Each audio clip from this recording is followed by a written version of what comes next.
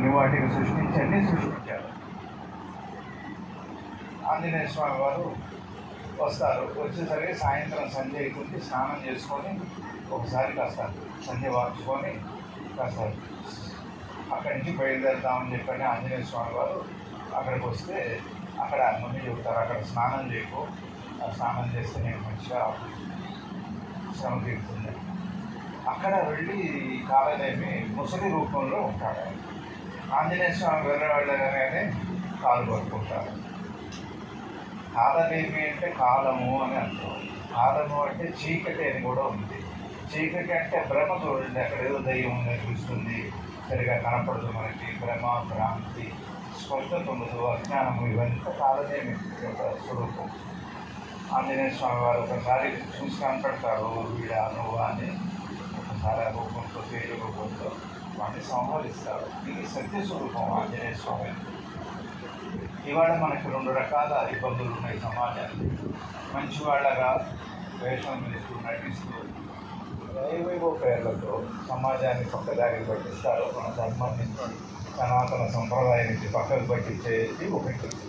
రెండోది, నేటికి ముఖ్యంగా యువతకి ఆకర్షణ పేరుతో, అనుకరణ పేరుతో, అనుసరణ పేరుతో మనం కూడా సత్యం నుంచి, పరమాత్మ నుంచి దూరం అయిపోయి నశిస్తాం. కాలనేమి కాదు. దీనికి రక్షణ ఏమిటి అంటే హనుమంతుడు, భక్తసులభుడైన ఆంజనేయ స్వామి మనకి రక్షణ. కాలము అంటే పరిధి, సత్యానికి పరిధి లేదు. కాలానికి కొంతవరకే వెళ్తుంది. ఆకర్షణ చేయగలదు, భ్రమ చేయగలదు, అంతకంటే దానికి సాధ్యం కాదు. దానికి చిరంజీవత్వం లేదు. చిరంజీవత్వం అంటే బతికి ఉండటం కాదు.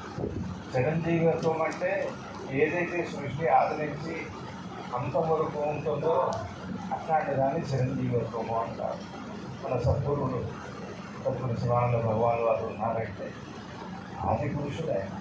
సదాశివుడి దగ్గర నుంచి పంచబ్రహ్మ సిద్ధాంతానికి సాక్షిగా ఉన్నటువంటి ఓ మహత్తరమైన ఉత్కృష్టమైన రూపం అది. సాక్షి ఎవరు కాదు, సాక్షాత్తు శివానంద భగవాన్ వారు మన ఆంజనేయ స్వామి గారి వారికి అభేదం బాగా గుర్తుపెట్టు. వారికి ధర్మం తప్పితే ఇంకోటి తెలియదు. సేవ అనే మాటకు అర్థం ఏంటంటే పరోపకారంలో ఏది కోరకుండగా, ఫలం కోరకుండగా కోరుకుంటే దానికి సేవ ఇచ్చారు. అట్లా సేవా తత్పరుడు ఆంజనేయ స్వామి వారు, గురువు గారు, వారిద్దరూ అభేద స్థితి. కాబట్టి మనకి ఇవాళ హనుమత్ స్మరణ. జై బజరంగ బలి అనుకోవటం, హనుమ అనుకోవటం, శ్రీ హనుమ, జై హనుమ, శివానంద హనుమ. శివానంద అనేది ఒక పేరు కాదు. మన హృదయంలో ఏదైతే ఆద్యంతాలు అనంతంగా అచ్యుతుడై ఎరుగుతుందో ఆ సత్యానికి శివానందం అని పేరు. అది మనకు అనుగ్రహం అవుతుంది, దర్శనం అవుతుంది. అటువంటి శివానందము అంటే జ్ఞానము. శ్రీ హనుమ అంటే లక్ష్మీప్రదం, జయ హనుమ అంటే విజయప్రదం, శివానందము అంటే జ్ఞానప్రదం. ఇది నామం యొక్క ఫలం. కాబట్టి ఈ నామం చేసుకోండి. ఎక్కువసేపు ఇది అనుగ్రహ భాషణం, ఆగ్రహ భాష ఏంటి? ఆగ్రహ భాష. నాది భాషణ మీకు ఆగ్రహం వస్తే ఎంతసేపు ఏమిటి, ఇంత అయిపోయాక కూడా సభ ఇంకేం కూడా అయిపోయింది. మీ అందరికీ సన్మానం చేయగా అందరికీ చేశాను. అందరికీ నమస్కారం. నా సన్మానం స్వామికి దండం పెట్టుకొని మీ మనసులో ఉందో అది బట్టి మనకి ఏది అవసరమో, ఏది హేతువో అది మనకి జరుగుతుంది. చివరిగా ఏది మన సింగర్ శ్రీనివాస్ గారు ఒక పాట పాడుతూ ముగిస్తారు. ముఖ్యంగా ఇవాళ పోలీస్ డిపార్ట్మెంట్